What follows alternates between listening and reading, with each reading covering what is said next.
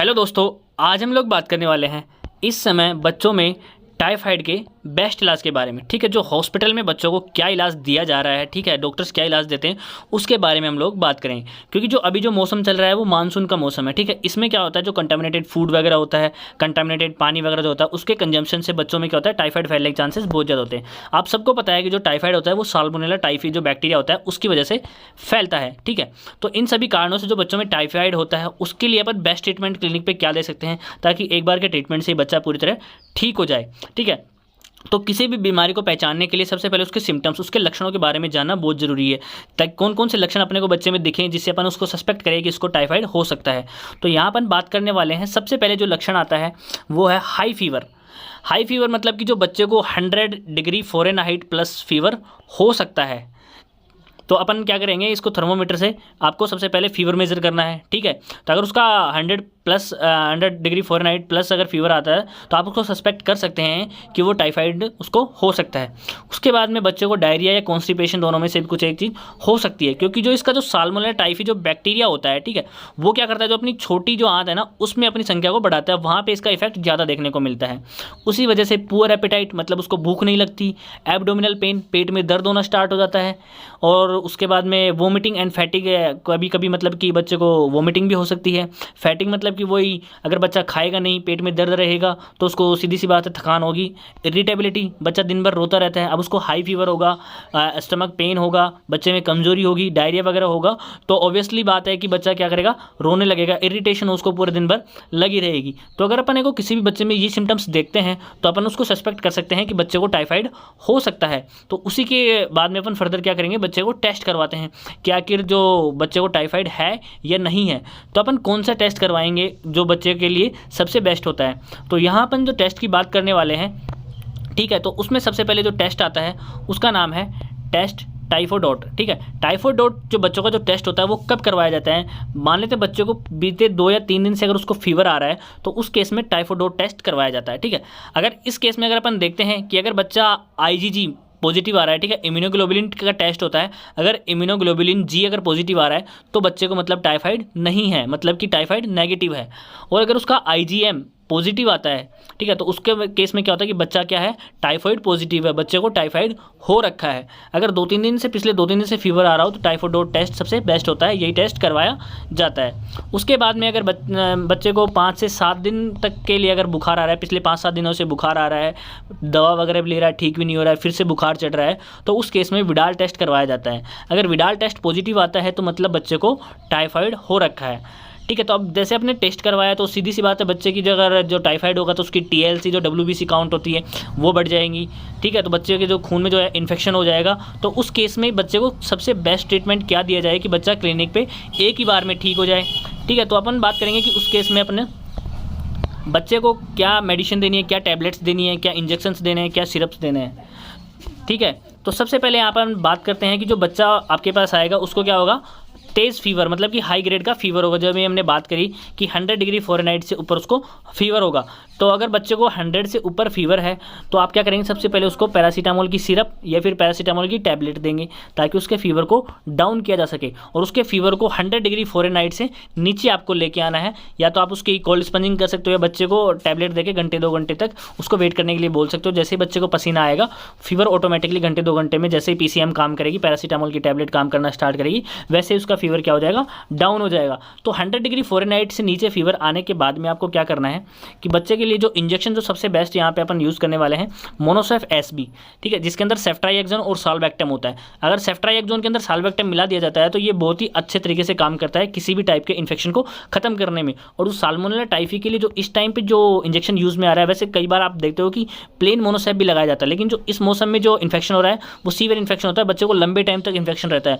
उसको जल्दी से जल्दी खत्म करने के लिए मोनोसेफ SB जो साल्बेक्टम वाला इंजेक्शन होता है उसको यूज़ किया जाता है। ठीक है, तो अगर मैं इसकी डोज की बात करूँ तो इसकी जो डोज है वो 100 mg पर kg पर डे के हिसाब से बच्चे को डिवाइडेड डोज में 2 डिवाइडेड डोज में, ठीक है, BD उसको लगाया जाता है सुबह शाम। तो अपन मान लेते हैं जैसे एक बच्चे का वेट है 10 किलो, ठीक है, तो अपन उसको एक दिन के अंदर उसको 100 से मल्टीप्लाई करेंगे तो 1000 mg उसको मोनोसेफ लगाना है। तो अब इसको डिवाइडेड डोज 2 बार लगाना है, तो एक बार में अपन उसको 500 mg मोनोसेफ SB लगाएंगे, ठीक है। अगर बच्चे का वेट 10 किलो है तो किसी भी अगर आप ड्रग को अगर उसको जो डोज कैलकुलेट करते हो तो अगर वेट के हिसाब से आप कैलकुलेट करते हो तो सबसे बेस्ट माना जाता है, ठीक है। तो आप कभी भी अगर आपके पास कोई भी बच्चा है तो उसका वेट मेजर करके ही आप उसको डोज कैलकुलेट करके दें।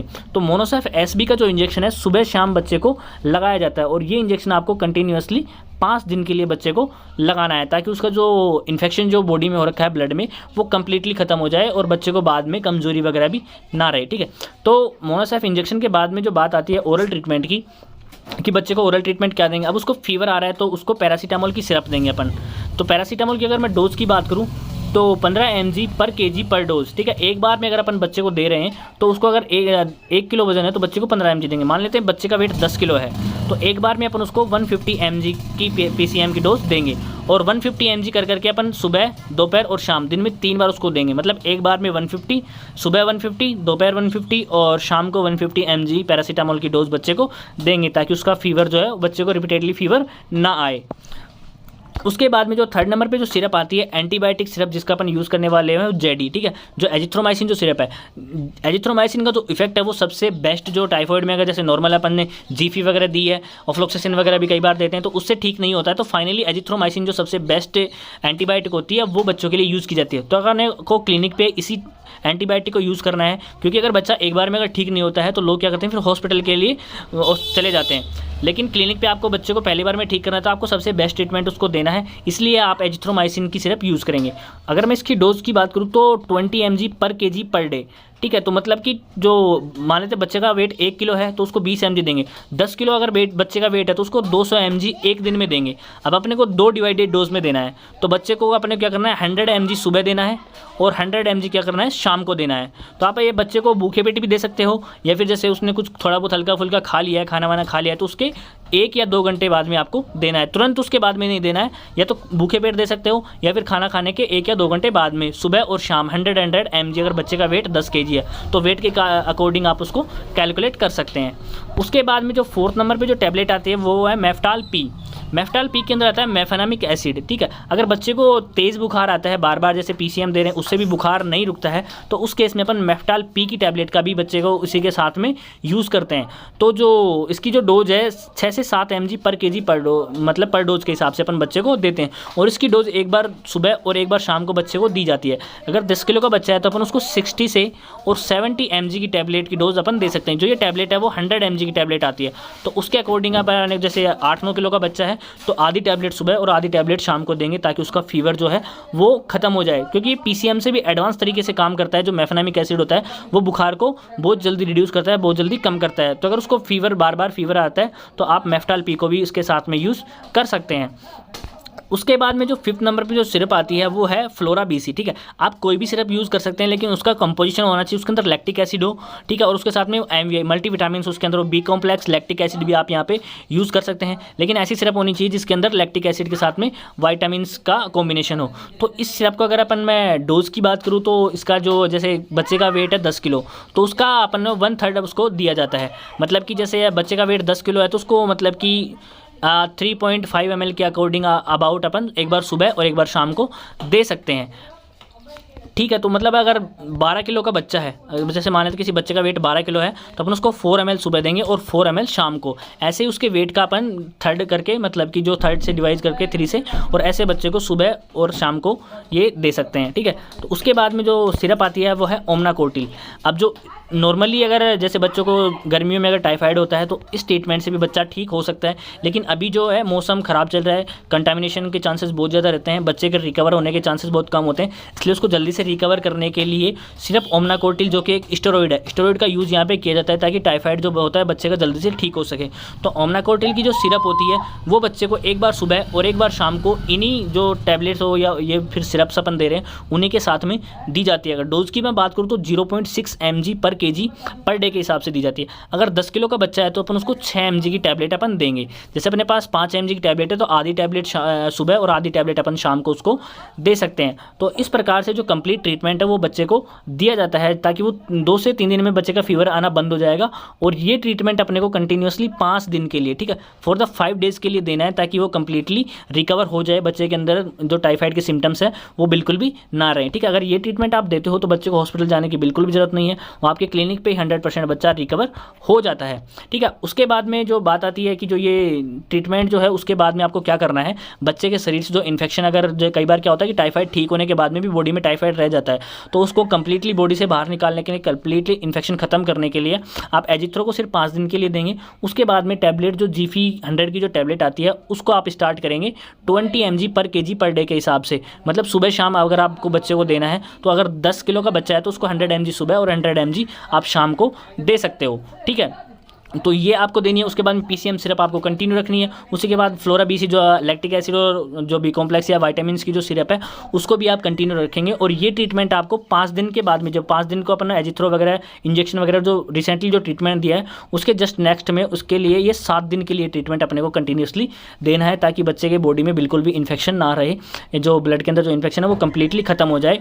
उसके जो ठीक होने के बाद में भी बच्चे में कमजोरी या फिर ऐसे टाइफाइड या बुखार जैसे सिम्टम्स बिल्कुल भी ना रहे, बच्चे को फ्यूचर में कभी भी प्रॉब्लम नहीं आए। तो उसके लिए 7 दिन के लिए कंटिन्यूसली ये ट्रीटमेंट दिया जाता है, ताकि बच्चा पूरी तरीके से ठीक हो सके। अगर इतना ट्रीटमेंट आप किसी भी बच्चे को देते हो तो 100% वो रिकवर होगा। मेनली आप इसको डाइट को आप बहुत अच्छे से चीज़ें ध्यान रखनी है कि बच्चे को क्या डाइट देनी है। बच्चे को ज़्यादा हैवी खाना नहीं देना है। ठीक है, बच्चे को उबला हुआ पानी आप दे सकते हैं, फ्रूट वगैरह आप दे सकते हैं। ठीक है, और ज़्यादा फ्रीज वगैरह का आइटम भी आपको नहीं देना है। जूसेस वगैरह पिला सकते हैं। हल्का खाना उसको देना होता है, दलिया वगैरह हो गया, फ्रूट्स वगैरह हो गए फाइबर वाले, तो ये सब आप उसको दे सकते हैं। खाने का आपको बहुत ज़्यादा ध्यान रखना है। स्पाइसी फूड उसको बिल्कुल भी नहीं देना है, ऑयली फूड उसको बिल्कुल भी नहीं देना है, क्योंकि वो क्या करेगा, फिर वो पेट ज़्यादा बच्चे का खराब हो सकता है, स्टमक पेन बच्चे का बढ़ सकता है। तो डाइट को भी आपको अच्छे से ध्यान रखनी है। और ये ट्रीटमेंट आप अच्छे से देख सकते हैं। ये 5 दिन के बाद में 7 दिन के लिए जाता है। और ये ट्रीटमेंट होता है जो बच्चे को शुरुआती 5 दिन के लिए कंटिन्यूसली बच्चे को दिया जाता है। अगर आप इतना आप करते हो तो 100% बच्चा क्या होता है, रिकवर हो जाता है। ठीक है, तो आज की वीडियो में सिर्फ इतना ही। आशा करता हूँ आपको अच्छे से समझ में आया होगा। अगर आपकी कोई क्वेरी है तो आप हमें कमेंट में पूछ सकते हैं। ठीक है, हैंड टू हैंड आपको उसका आंसर देखने को मिल जाता है। अदरवाइज हमने डिस्क्रिप्शन में लिंक डाल दिए टेलीग्राम की। ठीक है, आपको चैनल के डिस्क्रिप्शन में या फिर वीडियो के डिस्क्रिप्शन में लिंक मिल जाएगी, वहाँ से ज्वाइन होकर के आप हमें कोई भी क्वेश्चन पूछ सकते हैं। थैंक यू, धन्यवाद, जय हिंद, जय भारत।